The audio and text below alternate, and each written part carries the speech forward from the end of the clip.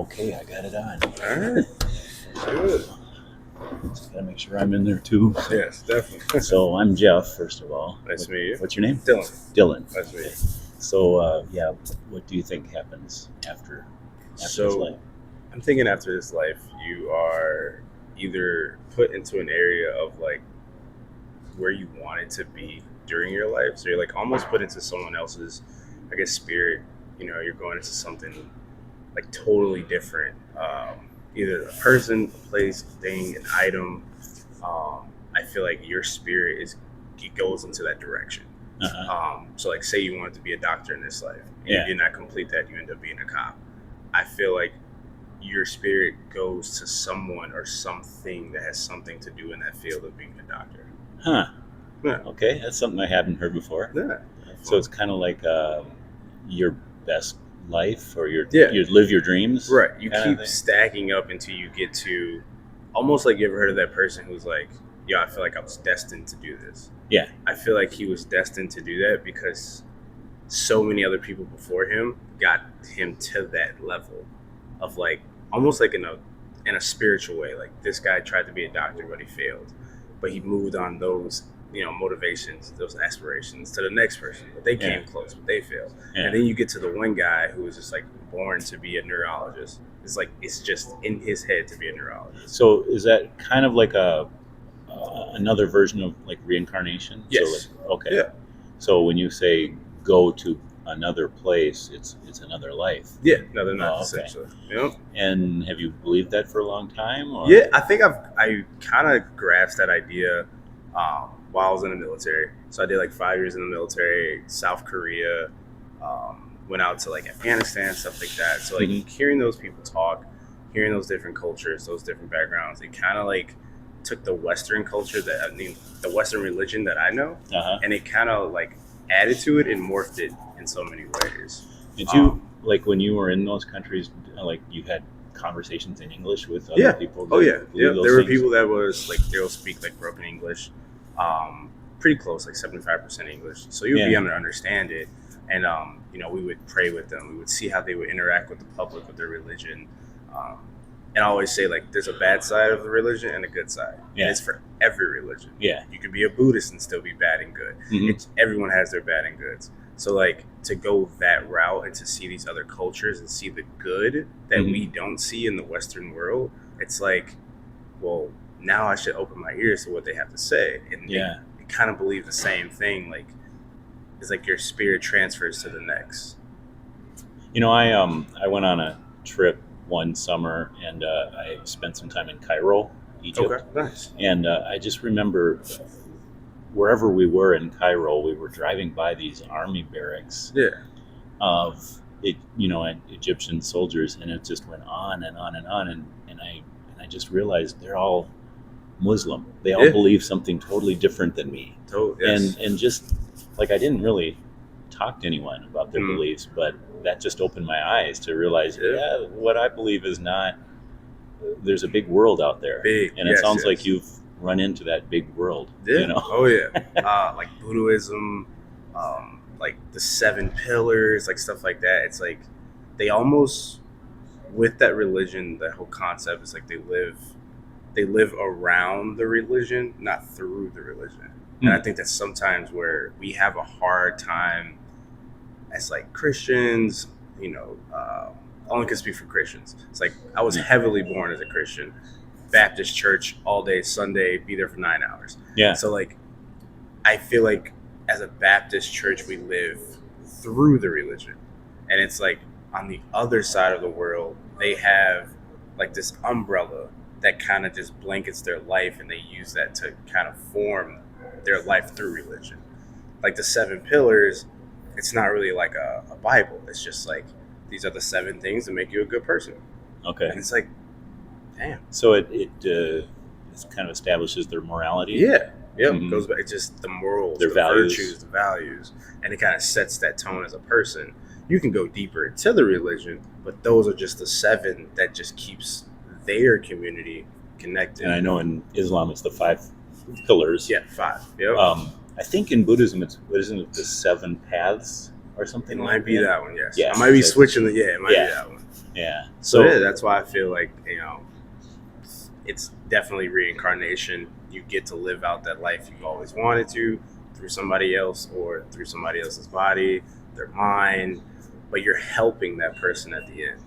Are you at that end stage right now? Like living Oh, out the I feel like I think I like because I want to be a police officer. So Mhm. like I feel like I always say I want to work in special victims, and everyone's like, man, it takes a special person to work with. That's like different cases, like that's sexual abuse, that's like kids getting abused, and it's like certain people can't work that, but I feel like it's just meant for me to do it. Like I can compartmentalize certain things, and I feel like that's a skill that I don't know, somebody passed on to me, and then I just kept adding on to it, and it's like that's the route I want to work. So maybe there was a guy before me that was like, dude, I want to work with kids. I want to get, but I can't. I can't. And it's like I just can't compartmentalize it, and it's like now it's my turn. Yeah. And maybe I might get close. Like maybe my goal might just be to apply to certain departments and like see that I got so close, and maybe it takes that motivation to the next guy. What do you think is the end of that whole process? I feel like the end is just like, I'm not saying you're the final life in this process, I feel like, but I don't know, the end might just be like you're kind of looking down from wherever I guess like our spirits are, and we're like, the guy made it. I've arrived, or we made it. We're here. We've arrived. Right. We've all made it, and look what we got now. We got a guy who's been working 25 years in special victims. It's like, we all collectively got this person there. Provocative thought. Yeah, thank you. I appreciate it. It sounds like you're kind of pretty interested. Like, I guess I'm thinking if you did that much traveling and you talk to people like that, you've got to have an interest in religion. Like, you must have started the conversations, or at least showed some interest if someone else started it or whatever. I love to like I'm a social butterfly. So like I love to talk. I love to talk to different people. I love to meet different people because you never know who you're gonna meet. Yeah. And so like the Army was like the perfect place. It was like, we're gonna throw you in this country. You're here for a year, and How many years did you spend? 5. I did 5 years total. 1 in Afghanistan, 1 South Korea. So those were the 2. So 2 years out of the country of the 5 I was in. Oh, I see. Yep. So yeah, cool. It was like eye opening, I would say. Now, do you feel like you've I don't know, would you have turned your back on the religion of your upbringing, or have you expanded upon it? So I would say I took all of them and meshed them together. There's a word for it, and I always forget it. But synchronicity or something like that. Yes, I've dibble dab. I took like the Baptists. I took the Buddhism. I took Islamic. I took some of like the Korean, and like just dipping and dabbing in each one, and kind of just formed my own. Yeah. And I think like it kind of goes to utility. Oh my God, utility something. It's like it's a church that's like right there. Oh, Unitarianism. Yes, I feel like all of that. The Unitarian Church, kind of just goes into that direction. Yeah. It's like we don't judge a person off like the other things. We judge them off what they're doing now. What do you think all the religions have in common? I would say community. Like they all have, at the end of the day, community. Like everyone comes together, and at some point you just bond with other people that believe the same thing you believe in. Yeah. Like it's never like a religion where you have to practice it by yourself. Okay. It's always people, like from every churches, temples, mosque. There's people. Yeah. People of other cultures that believe the same thing you believe in. So like religion to me, it's that you make the circle with the one in the middle, community. Now, would a model rocketry club have that? You know what I mean? Yeah, I would. See what I'm saying? Like would clubs that are non-religious have? They would have community. Yeah. They'd have common interests. Yes, and I think that's what it is. Like it's just the common interest. Yeah. So people coming together and So do you do believe in God? Yeah. Oh yeah. What do you think God's like? What's the God you believe in? I mean, I feel he's just almost like he's like the 15, like the no, not 15. He's like the 9-year-old that just built a whole Lego set of a world, but he just watches the Legos do what they want to do, and then at the end of it, he takes his Lego and he says, "You've been good or bad," and it's just like, whoa, you know what I'm saying? Like he's just like, I feel like the guy upstairs is just like, I made everything. Now I'm just gonna sit back and see how it goes. Yeah. Yeah. So, would you say that's different from the God that you grew up Yes, growing up, I felt like worshiping, yeah. believing in? When I was growing up, it was like, you know, this one singular figure that like judges me for everything I do, and he's watching me 24/7, and like it's almost like scary.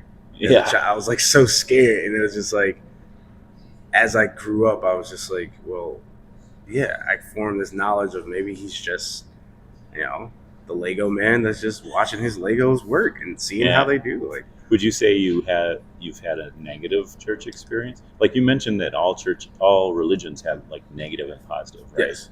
I think I've seen like the negative side of like the Baptist church and like how like others can look at it and say like, you know, that the forcefulness behind it, or like, if you don't do this, you're not going, or it's like, you know, if you believe this, you're not going, or, you know, if you're a certain way sexually, you're not going, and it's like, that to me was like the bad. Yeah, but then like the judgmentalism and exclusivism maybe, right? And then like going to Texas and like seeing those churches, it's like you saw the good. They didn't care who, whatever it was. If you walked in there, everyone loved you. They could care less of like what you are on the outside. Did you went to church around here? You grew up going to church? Yeah, so I went to church in Chicago. And then what was different about Texas? I think Texas was more. It was just more of like less judgment. It was just less judgment. Were the churches bigger? Way bigger. Yeah. They're huge. Like the church you went to here was like a small, it was small church, like compared to 100 people, whatever. Yeah, maybe 100, 200. Yeah. Texas, almost the size of the school. It's like, why is the church this big? Right. And it's like, but some people can see that as bad. It's like, why is your church that big? Right. Money, or like, why? Like, if it's that big, you guys have to be bringing in more money to keep the lights on. So what are you doing to bring? So like, you get the bad and good, and it's like you just have to like, you have to filter through it. Now, when you went to the church in Texas, were you part of like a? So if it's a big church like that, usually they have like small groups within the church where you meet during the week, so that you don't feel so like just a number left out. Right. I didn't do that. You have a sense of community. Yeah, you know? Community, right? And so I'm guessing that you kind of didn't see the warts of church. No. Because it was so big. Right. Like you were back far enough where you didn't interact with people to the point where it's like, yeah, they're kind of judgmental. Or exactly. I was so far back. So like in a smaller church, we see that. And we see people's failures and hypocrisy and that sort of thing. Very true. Where did you feel more community? The big church or the little one? I think I felt more community in the smaller one. Yeah, I felt more community in the smaller one because I was a kid and we had other kids that were like deacons and like ushers and stuff like that. So I was with that community responsibility. Of ushers. Yeah, so it felt like tasks, the community there. Purpose. Yeah. I would say like the most welcoming of all would have to be like the Buddhist church. Like it just felt like. And was that that was in Korea? Yeah, that was in Korea. And was that all Koreans or was there Americans? It was a mix. It was Americans there, like a little sprinkle of Americans, mostly Koreans. Because sometimes I've felt like I have talked to like Buddhists and but American Buddhism and a little bit different. Eastern Buddhism very different. Very different. I kind of think that American Buddhists are like really idealistic. Yes. I feel like it got switched while crossing over. A lot of things got switched. Yeah. So now, in the Bible it talks about church, like the family of God, like you're born again into God's family, and people call each other brother so and sister so, and trying to emphasize that we're all children of God and Definitely. part of the family, and God is our Father and that sort of thing. And if you think about it, like some people like say, well, my friends, I'm closer with my friends than my family, Yeah. right? Oh yeah. And it's like my friends, they'll never leave me, and yet most of us have friends in our life who have left us, Oh yeah. right? Definitely. And most of us have family members who, if they were just friends and they acted the way they do, Yeah. we would have left them. True. Because Very because true. because you don't leave family even if you don't like them. Yeah. See what I'm that's saying? true. Yeah. Like we would not be friends if we weren't family. Right. Thanks. So have you ever felt, well, in the church you grew up in, was it more like a group of friends or a family? In that, if you think about those distinctions, As a kid, I would have to say it was more just like friends. As a kid, it was friends. Okay. And like, because I can't compare it now because I haven't been to church in like. And you probably left them. I left because I was like, I'm not going. Like, we're not family. Right. If we're family, I'd still be doing stuff with them. them. Very true. Yeah, and it was hard to like even tell my mom, like, like it's just not for me. Mm-hmm. Like as I was growing up and just learning about the world, I was just like, it's not for me. I understand it, and I found that foundational baseline, but like everything else that it's about, it didn't fit with Dillon. Yeah. So it all felt like just like friends. And then in Texas, I went just to try it out. Just friends. Yeah, I just wanted to see. And then any other place where you found community, family or friends? It was more while being deployed. Yeah. So like deployment in Afghanistan, while learning about like the Islamic culture with my battle buddies, that was more like family. Yeah. It felt like we couldn't leave each other. There is no leaving each other because like you're a brotherhood then. Were you more a brotherhood because you were like not comrades? That's not the word for it. Well, we call them battle buddies. Yeah. That's why we were like communists or something. Right. That's why we were brothers. Yeah. That's why we were like you had the shared mission, the shared experiences. We all went through the same stuff in basic, and we're all out there that has to be our families. Powerful feeling. I've never experienced that. It's great. I always went to a awesome. Community college. Yeah. I would say it's almost was never like in the military. If you're in class together and all you guys are just getting death by PowerPoint every day, that's gonna bring you guys close together, man. Right. It's gonna bring you close, man. So do you think that the feeling of family was more because of that, or more because of your like searching for religion, or it was because that was of that. Part of it? Yeah. Yep. Yeah. Once I got older, I deployed. Once I got older and got into the military, I think like I just like wanted to learn as much as I could. So I didn't like set a certain like, okay, I'm going this way. I'm gonna go to this church, this service. It was like I was just bouncing around. Yeah. I was just notepad bouncing around, just trying to get information. Now, do you feel like you've, like you had your experience growing up in a Christian church? Do you feel like you've experienced enough Christianity to have an idea of what Christianity is, like the best and the worst of Christianity? Like, you feel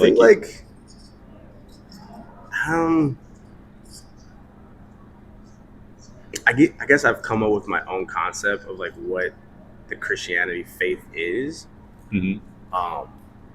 Only being up until like 13, 14, and then just seeing it like myself and like other people, like the goods and the bad. I think I have come up with like that complex of like what I think the faith is. Yeah. But you've kind of picked what you like and kept that. Yeah. And get rid of the part you don't like. Yep. Yeah. I really believe that, like one of the best reasons for a person to become a Christian is to meet someone who is a Christian and is really following Christ and living out that Christian life. And one of the best reasons for giving up Christianity is to meet someone who calls himself a Christian but is not, is totally un-Christ-like. See what I'm saying? Yeah. And so I think it's very possible to to know people who like in both categories, know. Yeah, that's so right. So if you were to take out the relational, the community aspects of it, what about Christianity just as just as what it teaches, what the Bible teaches? would you say are its strengths and weaknesses? I would say strengths are definitely the words that the words it conveys, like the message that it definitely gets across is very strong. Uh-huh. Like it's strong, it's direct, like there's like it does have like a great, like the ones who helped write the Bible, I feel like were amazing speakers. Like they could talk and like convey what's going on back then into words that we can still understand now. Yeah. So I feel like that's super, super strong. I think the weakness that I see is sometimes it can be just like a little too much of 1 + 1 = 2. Mm-hmm. Like I've never been big in math because that logic of this plus this will always equal this. And that's why, like, so the certainty, you know, like the certainty. It's like it's so certain in what the book says.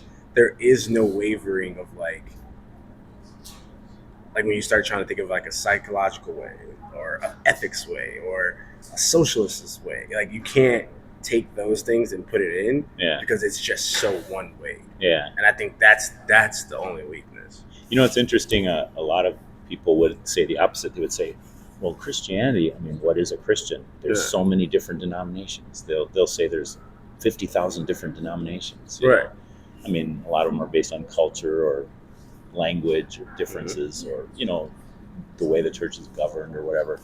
But a lot of it's based on, you know, like different ways of looking at the Bible. And so they would say the weakness of Christianity is that it's so uncertain, you know? Okay. Gotcha. And so it's like you get both extremes. Right. Yes. Right? Oh yeah. And I actually do think it's both. You know, like it's I like the fact, like you mentioned, you know, like different people are judged by their sexual preferences or whatever. Yeah. And you don't like the judgmentalness of Christianity. Well, there are churches that try really super hard to be not judgmental. Yeah. You know? And as far as I know, they still believe in Jesus. They you know, like they believe in the basics of the Christian faith. True. True. I don't go to those churches. Right. You know, I think the Bible's pretty clear about it, you know, like actually not even like judging people like that, but not putting them in positions of leadership, that sort of thing. That's kind of like where our church stands. It's like we would accept anyone coming through the doors, but you know, the Bible's kind of clear about the qualifications of its leadership of churches and things like that. But I have felt at times that I've felt kind of glad that at least there's a church where if a person doesn't feel comfortable going to a church like mine, I've actually felt glad that they have some place to go. You know, if that makes sense. Nice. So I don't know where I'm going with that, but just to say, yeah, maybe it's not as certain as you're thinking. Right. You know? Gotcha. Do you think Jesus was inclusive or exclusive?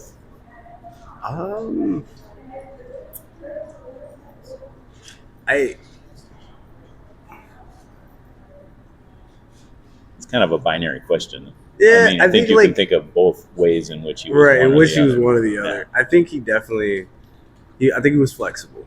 I would say that he was definitely flexible. You know, and all you could do is hope that the stories that were portrayed were like it wasn't just the opposite. Like he was not flexible, but when you say flexible, do you mean like accepting of everybody? Yeah. Or, so that would be inclusive. Inclusive, yes. Yeah. And it's just, you know, you would hope that the stories are written that way and not written to the point where it's like, hey guys, you can't write this in the book because that's not going to translate too well back, you know, 300 years, and someone reads this and they're like, oh man, this guy is strictly Bible. You know, one of my absolute favorite story in the Bible is there's a story of Jesus and it's called the Syrophoenician woman. Basically, she's from an area outside of Israel. And, you know, Jesus was all just going around Israel, speaking to the Jews.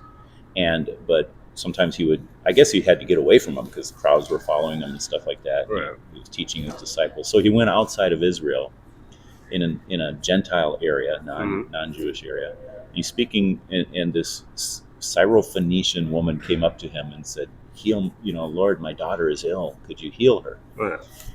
And Jesus says, he looked at her and he says, "You know, it's not right to take the children's food and throw it to the dogs." Right. Have you ever heard that story before? It sounds a little familiar. Yeah. So the children would be referring to the Israelites, the Jewish people. And the dogs, that was a common term for Gentiles. Like they're dogs, you know. And so he said that, which sounds pretty exclusive. Right? Yes, definitely. I'm just here for the Jewish people. Right. And then she said, "Yes, Lord, but even the dogs under the table eat the crumbs that the children drop." Oh, true. And so he says, "Woman, for that answer, your faith has healed your daughter. You may go." You know? Yeah. Okay. And I just love that story because I see myself as a Gentile. Yes. Like I'm not. God doesn't owe me anything. Yeah. You know, Thanks. but yet I will take whatever I can get. You know. True. Yeah. True. And so I just love that story. But it could be seen as like, you know, saying that Jesus was exclusive. Yeah, definitely. Exclusively only there for the Jewish people. And the Bible portrays him as going first to the Jews, right, and then being rejected by them and being crucified and all of that. So, true. So I would just remind you, I'm pretty sure you remember this verse. Jesus said, "I am the way, the truth, and the life. Yeah. No one comes to the Father but through me." Right. Which is very, very exclusive. In other words, it excludes anyone who tries to get to God through any other means. Fact. See what I'm saying?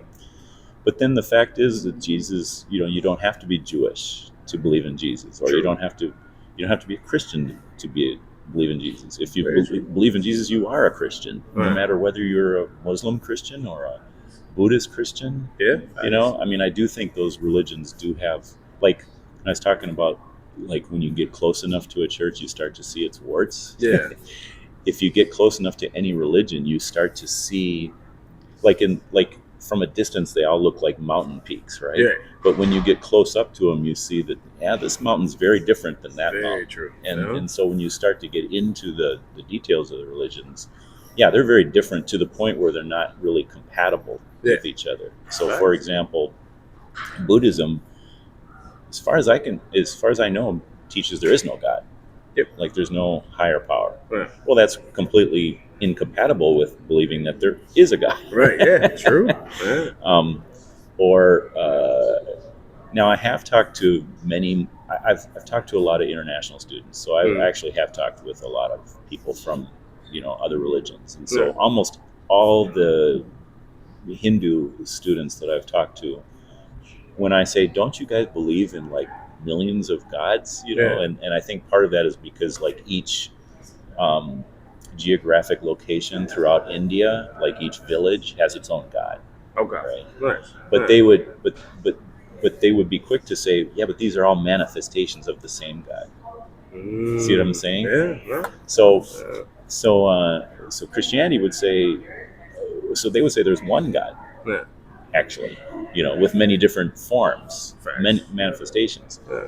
Christianity would say, well, there's one God in three persons, Father, Son, and Holy Spirit. Yeah. Of course, Muslims would say, no, God can't take the form of a person. Yeah. So Jesus is not God's son, you know. Definitely. So when you get down to it, they aren't compatible. Right.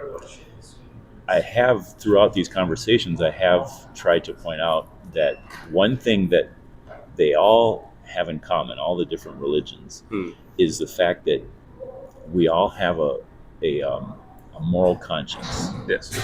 And even though we might disagree on the details of what's right and what's wrong, we still agree that some things are right and some things are wrong. Yeah, like there is a standard that's outside of ourselves. Oh yeah. You know, and I think we would all agree. I think you and I would agree that although we, like we have a moral standard and we don't live up to it. Yes. Like I am not the kind of person that I wish I was. Right. Oh yeah. Yeah, definitely. Like, man, I leave a lot to be desired. And so Christianity actually teaches when we break those moral laws, we're actually sinning not just against ourselves or against other people. If I tell a lie, I'm not just sinning against the person I lie to. I'm actually sinning against God because it's he's the one who gave us those standards. I remember that as a child. Yep. Yeah. And so all the religions basically, I'm very glad, like I'm sure going around the world like you have, you realize that people really have high like ethics. Yeah. For the most part. Yeah. And I know a lot of wars have been fought in the name of religion, but at the same time, a lot of peace is done in the name of like people. True. Almost everyone has this idea that I better be a good person, so I can somehow reap a reward later in life, or in the next life, Yeah. So we all share that common. The Bible says it's a God-given moral standard. Okay. And we all break it. Yep. And we all need to somehow justify our existence by hoping our good will outweigh our bad, or trying to be a good person. I've talked with a lot of atheists, and their big thing is, I can be good without God. I don't need God. Right. I'm just a good person without Him. I don't need the threat of hell or the reward of heaven. I'm just a good person. And so they too are basically, and anytime, the reason I know that it's a God-given moral standard is anytime we break it, we come up with excuses. Why? Right. Now, if it wasn't something outside of ourselves, we wouldn't feel the need to make excuses. We would just be who we are. Definitely, most of us, Some would not. I mean, there is some that, in ethics we study a lot of different moral and virtues and like the different, philosophers, and the good and bad is very just like, it's a huge spectrum. Yeah, it's huge spectrum, and I think and that's why I take these classes, because I love classes like that, because as a cop, you have to have morals, you have to have virtues, but you also have to see the good and bad can be so different in so many people's eyes. Yeah. So well, I mean, like you will come in contact with gang members. Yeah. Oh, yeah. And I've talked with them too, and they've, some have told me so I don't know if I've ever met anyone who said I actually killed someone, but I shot in that direction and I don't know where the bullet went. Right. Kind of thing. Yeah. They don't know if they've killed people or not. Yeah. If that makes sense.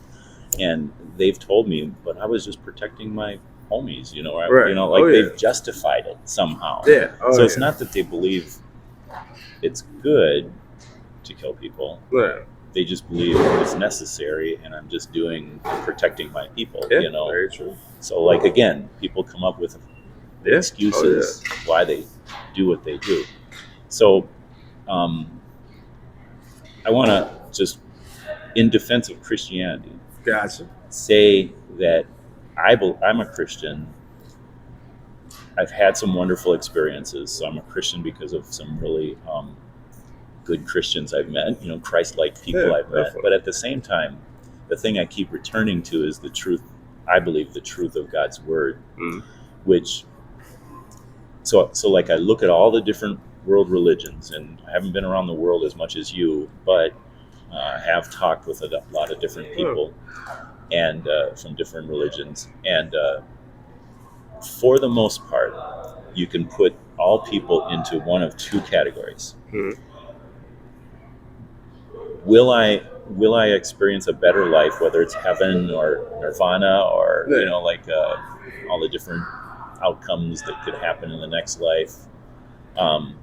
Will I experience that because of my own efforts or because of something God has done? And so Christianity actually says, true Christianity. Yeah. So I don't know about the Christian, like some churches, I would say, I call it, don't do their homework. True. And it's easy to get caught up in this idea that, well, you get out of it what you put into it. Like, if I work hard, I will be saved and go to heaven, and most pastors would be quick to say, well, that's a works-based religion. You're just you're salvation by works. Salvation, you're rewarded in the next life for the things you do in this life. Yeah, right. But the Bible actually says, no, if we got what we deserve in the next life, it wouldn't be heaven. Right. And here's the negative part is, no, it would be hell. We would be cut off from God. We would be punished by God, because we all have a moral conscience, and we all knowingly break it. Like, have you told lies? Oh, yeah. Okay, you'd be a liar. Right. The Bible says, liars shall not inherit the kingdom of heaven. Oh, yeah. Have you... I've had a kid out of wedlock. I've killed people in Afghanistan. Yeah. Oh, yeah. Yeah. So it's like, I'm not going. Yeah. If you go by the book, yeah. Yeah. And you and me both. Like, if I went down the 10 Commandments, I've broken every single one of them in some way. How can I... And the good I do, which I do good things, I'm sure you do, but we should do good. Yeah. God has every right to expect us to do good, because look at all He's given us. Like, if we go out and do good things, we're not going to just say, oh, what a good person I am. We're just going to say, no, I'm just doing what I should do. So we can't pay for our bad with our good, because our good, no, we should do that anyway. So now we're stuck with our sins, our bad.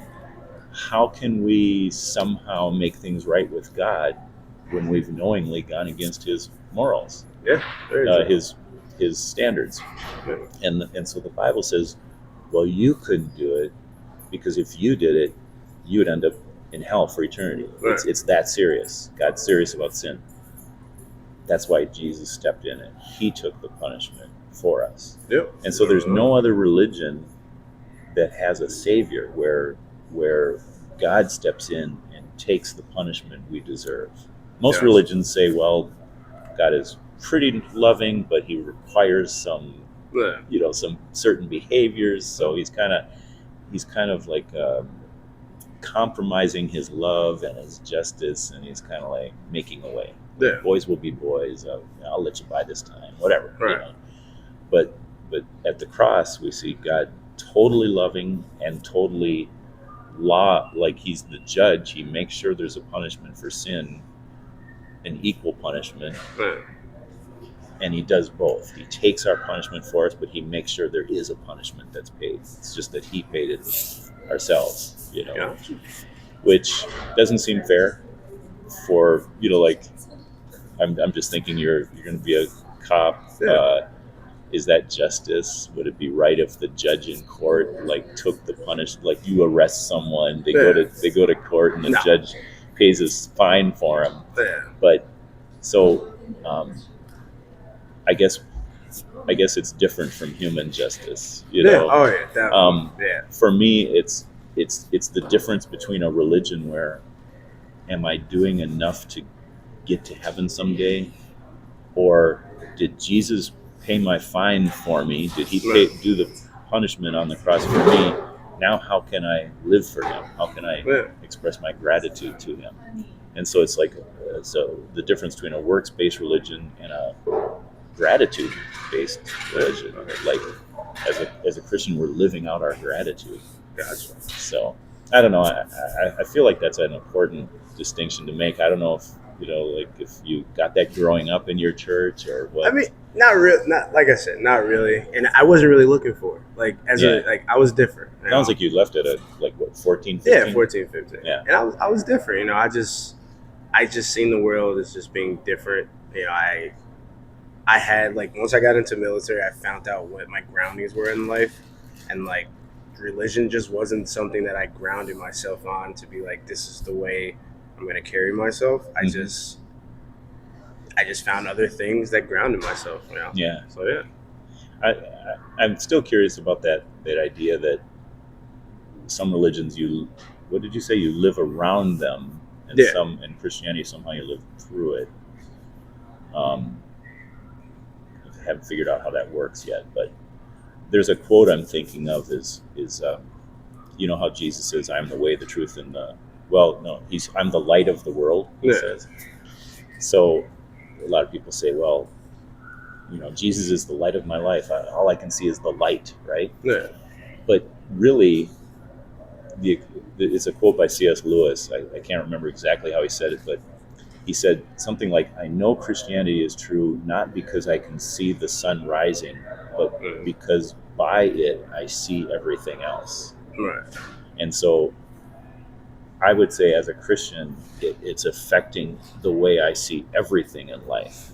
It's not just, maybe a good way to say it is like, you know how we have different categories in our life, like we have family, we got work, we got recreation, we got, so you know, like a lot of times we think, okay, I should put God first, and then my family, and then my work, and then this and that. Well, really, for me, for Christianity, you know, like my Christian faith, it doesn't mean I put God first. It means God is part of everything I do. Right. So it's like, am I going to be a loving father, loving husband, a Christian? You know, like, am I going to live out my faith in that area, and then in my, you know, my job, and all these different areas, church life. So it's not a separate category. Right. And so, yeah, so I'm still trying to figure out how that would work with what you were saying. Like, can you, like, when you said... So I say, like, when I say, like, living through, like how you just said it, you know, you're a good husband, but somehow God is put into that as well. You're a good worker. Is that He's a good putting thing? that into as well. It just depends on the person. Like, because we're learning in you know, we're learning in ethics that if you have to, like, say you have a shop owner and another shop owner. One shop owner, you know, he has fair prices all the time because he wants to have fair prices. And you have the other shop owner that has fair prices only because he wants good reviews. Which one is morally or ethically right or wrong? And if, like, you're doing something to get to something for a reason, then you're actually not doing it for... Yeah, there's a word for that. It's something they've been calling Trump lately. It's like you're wheeling and dealing. Basically. It's like you're not... It's you're transactional. Not being transactional. Yeah, you're not being a fair person because you want to be. You're fair because you want something at the end. Yeah. And I feel like with Christianity, it's like the end goal is heaven. So I'm going to be a great father, incorporate Jesus and God into it and the Christian faith to get to heaven. Yeah. And it's like me on the other spectrum. I just want to be a good guy so that my son can see this is how you be a man. Yeah. Like, I don't have that. My end goal is just so he can be the same way and better.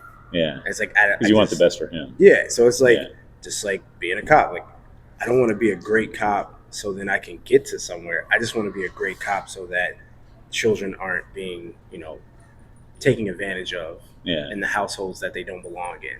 It's like, because just thinking about Buddhism, I used to live near Chinatown in Chicago, and so I'd go to these different restaurants, and a lot of the smaller ones, probably most of them somewhere, have a Buddha in them, like a little shrine, you know. Oh yeah. And I started noticing that there's like fruit in, you know, at the feet of the Buddha. Yeah. It's like, so I started to ask, well, why is there fruit there? And it's, well, so he can bless our business with prosperity, and so I felt like that was very transactional. So I would say, if you can look at Christianity as, you know what, it's salvation is something that we're given as a gift, and then we live out our gratitude. That's not transactional, because it's already, the price has already been paid. Right. Yeah. As opposed to, have I done enough yet to...